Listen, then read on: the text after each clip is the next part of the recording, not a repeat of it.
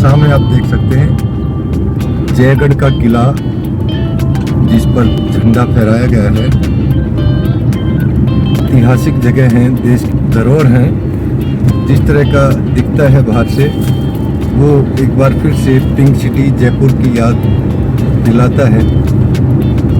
हम पहुंच गए हैं जयगढ़ फोर्ट।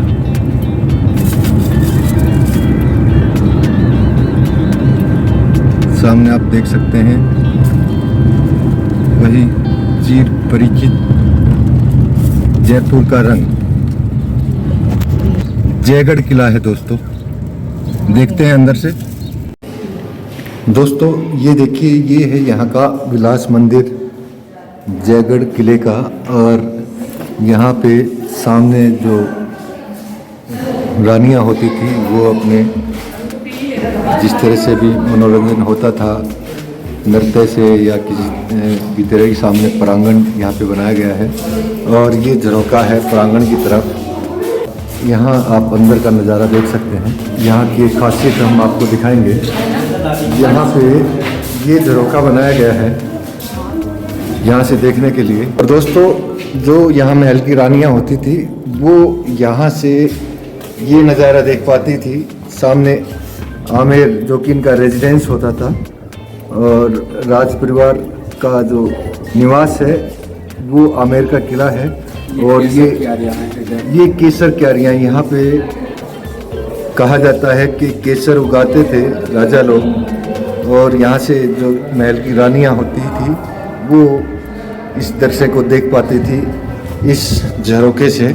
और यहाँ से जो व्यू है वो अल्टीमेट व्यू आता है दोस्तों। और यहाँ पे जो चित्रकारी की गई है दोस्तों वो बहुत नायाब है। विलास मंदिर नाम इसका दिया गया है दोस्तों। ये देखिए इस तरह की डेकोरेशन यहाँ पे। ये होता था रानियों का बेडरूम। और वेंटिलेशन के लिए रोशनदान झरोखे बनाए। ये देखिए ये रोशनदान बनाए गए हैं यहाँ पर, ताकि बिल्कुल प्राकृतिक रूप से यहाँ पे हवा और रोशनी का प्रबंध सुचारू रूप से मिलता रहे। ये देख पा रहे हैं यहाँ दीवारों में जिस तरह की पेंटिंग की गई है। जयगढ़ किले का आप फोर्ट पैलेस देख रहे हैं। और यहाँ पे ये एक और झरोखा, यहाँ पे आके अभी ये कबूतर बैठ गया है। ये देखिए, ये शायद हमें गाइड कर रहा है कि ऐसे ये व्यू दिखता है यहाँ से। और वो कबूतरों का भी दौर था दोस्तों, पक्षियों से भी उस समय पे काम लिए जाते थे। ये व्यू दिखता है रानी के इस बेडरूम से जो यहाँ पे बनाया गया है। और इसी तरह के यहाँ पे ये सामने एक और रोशनदान, ये चारों तरफ रोशनदान छोड़े जाते हैं दोस्तों। और ऊपर जो छत आप देखेंगे इसकी वो काफ़ी ऊंची यहाँ पे रखी गई है। शायद यहाँ ये कुंडा लगाया गया है। यहाँ पर भी चावल वगैरह का कुछ इंतजाम रहा होगा। और आप देख सकते हैं ये शानदार नज़ारा। अब जब हम सीढ़ियाँ लेके ऊपर आए थे तो देखिए आप इसमें कितनी रोशनी है। और यहाँ से हम आए थे, लेकिन ये नायाब तरीके से यहाँ पे शैली है, इसकी जो वास्तु शैली है वो बहुत सुंदर ढंग से यहाँ पे बनाई गई है। और आजकल के जो भवन बनते हैं उनमें इस चीज़ को पूरी तरह से दरकिनार किया जाता है, क्योंकि यहाँ पे कोई लाइट की व्यवस्था नहीं है। और इसी तरह का झरोखा ये भी आप देख सकते हैं बाहर का व्यू देखने के लिए। अब चलते हैं दोस्तों आगे।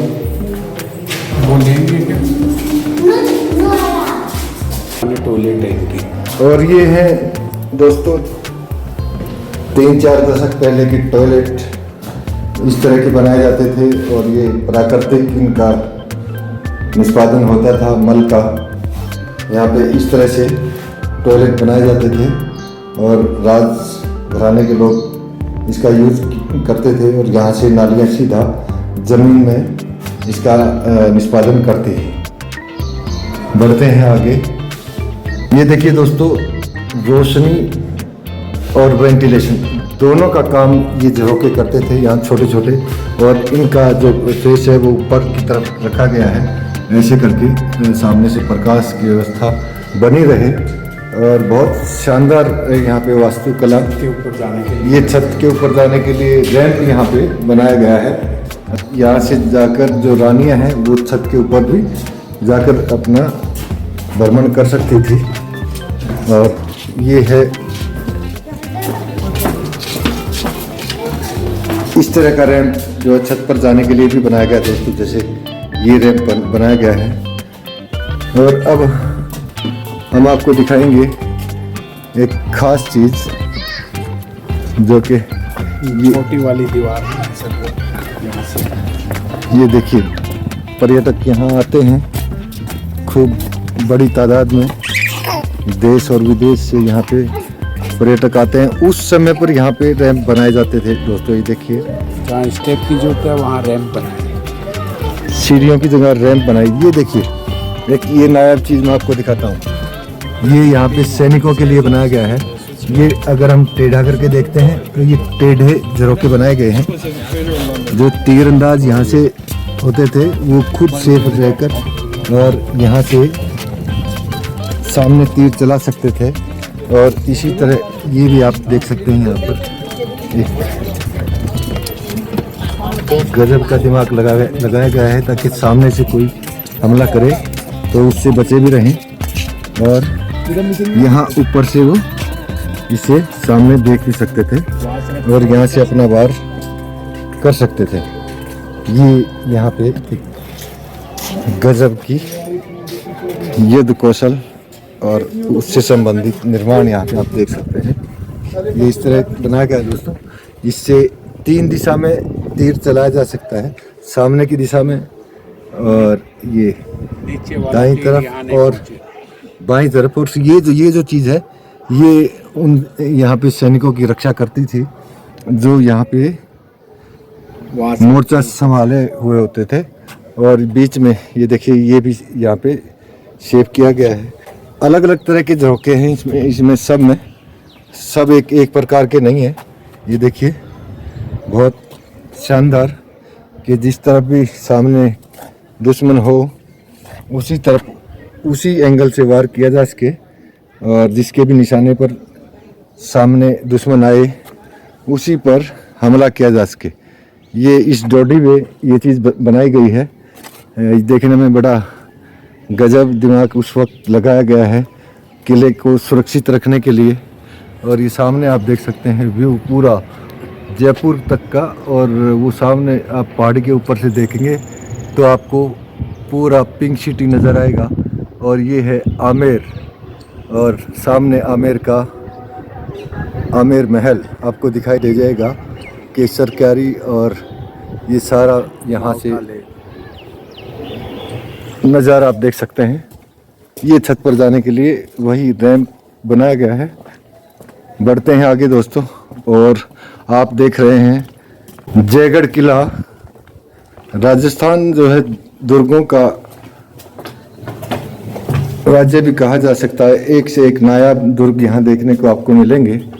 और देख सकते हैं इस पुराने समय में चीलों का टीबा कहते थे। चीलों का टीबा, चीलों का टीबा आप देख सकते हैं। इसका ही नाम जयगढ़ का था पुराना, चीलों का टीबा। अच्छा, इस फोर्ट का नाम पहले चीलों का टीबा, चीलों का टीबा भी कहा जाता था इसको दोस्तों। जयगढ़ को। और वापस हम फिर आ गए हैं विलास मंदिर में। विलास मंदिर में, और आप देख सकते हैं यहाँ देसी विदेशी टूरिस्टों को इस किले का अवलोकन करते हुए दूर दूर से यहाँ पर्यटक आते हैं। और ये बाहरी दृश्य है, यहाँ पे रानियाँ निवास करती थी। और ये वो ग्राउंड है जिसमें तमाम तरह के अपने मनोरंजन के साधन उनको वो अंजाम दिया करती थी। और नृत्य शैली वगैरह इस विलास मंदिर में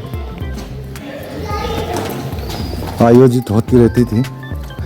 अब बढ़ेंगे आगे दोस्तों।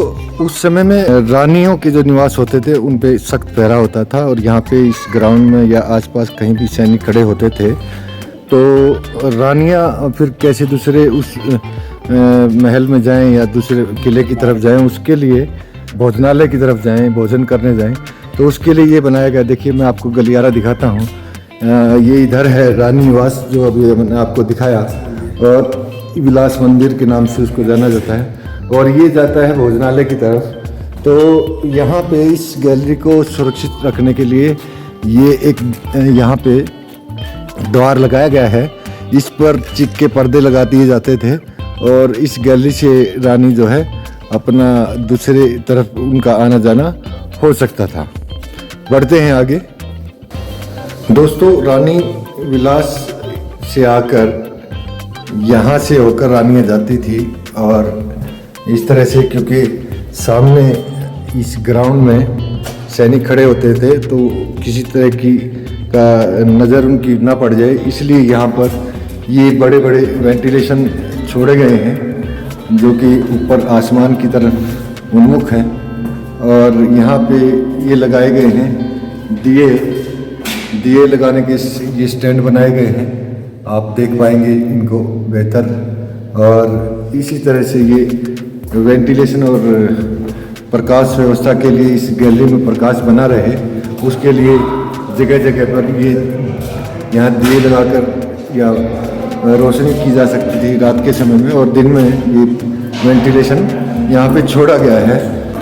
ये इस तरह की व्यवस्थाएं रहती थी। निर्माण के समय से ही इनकी यहाँ पे सुचारू व्यवस्था की जाती थी।